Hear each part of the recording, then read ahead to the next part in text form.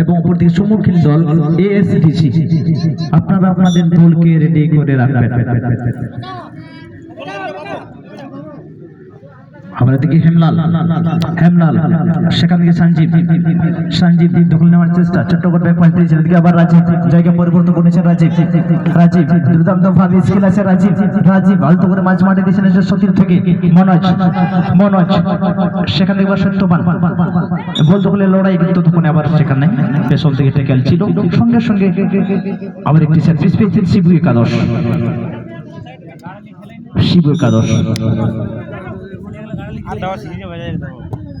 ঠিকঠাক ভাবে শটটি নিতে পারেনি যদিও, কিন্তু সেখানে আবার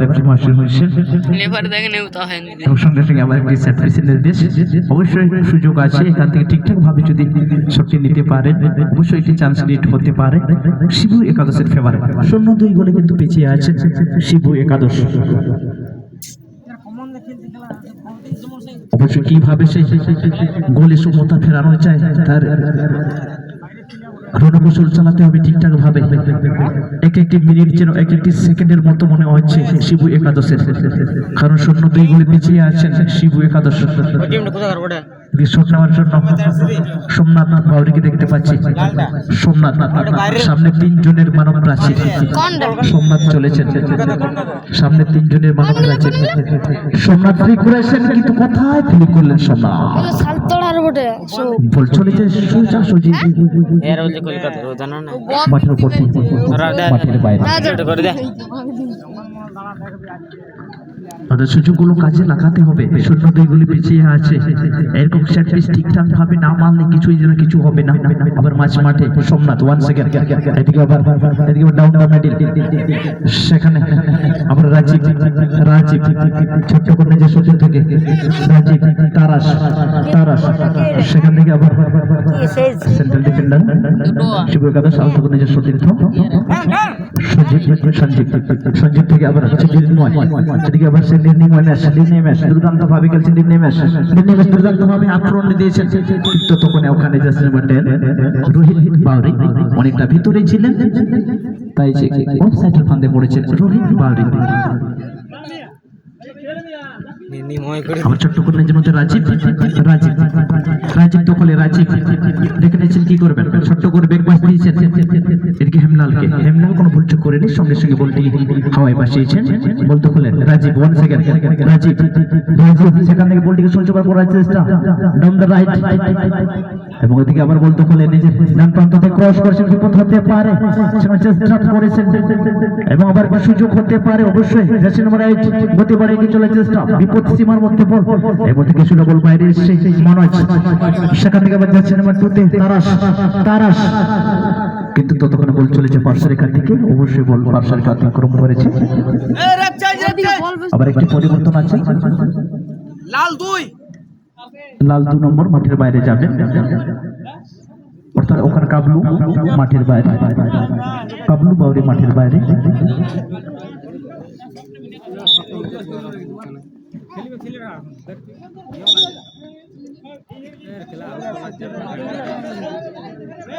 আবার চেঞ্জ আছে, নাম্বার 6 মাঠের বাইরে, রায়পুর এফসির ফেভারে নাম্বার 6 মাঠের বাইরে, পরিমল মাঠের বাইরে, জার্সি নাম্বার 7 মাঠের ভিতরে সাগুন।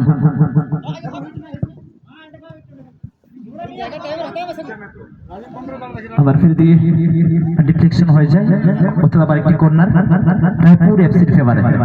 আবার একটি কর্নার, এই মধ্যে 2-0 গোলে এগিয়ে রায়পুর। শিবু একাদশ সেভাবে আক্রমণ করতে পারেনি এখনো, চেষ্টা চালাচ্ছে সে লিড কমানোর জন্য। ফুটবলে যদি অসম্ভব বলে কিছু নেই, কিন্তু কাজটি বেশ কঠিন আছে। 2 গোলের ব্যবধান। আবার দিকে সুযোগ হতে পারে, ফ্লিপ করে সুযোগ তৈরি করছেন, এবং কি করলো অবশ্যই আবার নিজেকে জায়গা বানিয়েছিলেন এবং সেট করার জন্য, এবং আলতো করে বলটিকে সিধা মাঠের বাইরে পাঠিয়ে দিয়েছেন পপি। 1 সেকেন্ড আবার রাজীব দখলের সাথে রাজীব, সেখানে সঞ্জীব রয় মার্কিং করার চেষ্টা করছেন, সঞ্জীব রয় কিন্তু তখন বল আবার মাঠের বাইরে। সেখানে আবার চেষ্টা ছিল সে পরিবর্তিত প্লেয়ার সাগুনের কাছে, কিন্তু আবার বল পার্শ্বরেখা গোল লাইন অতিক্রম করেছে। এদিকে আবার গোল কিক, শিবু একাদশের বারে, শিবু একাদশ দুর্দান্ত হেডার, সেখান থেকে আবার সঞ্জীব রয়, সেখান থেকে লিনি ম্যাচ, সেখান থেকে আবার সঞ্জীব রায়, আবার তারাস। দাদা আসি কি বুঝলি দাদা কাটতে বলবে আমার বলতে বলতে বল পার্শ্বরেখা অতিক্রম করেছে।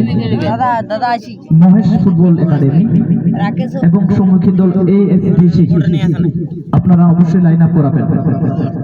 Mahesh football team academy versus ASDC FC, আপনারা আপনাদের দলকে লাইন আপ করাবেন এবং অবশ্যই বল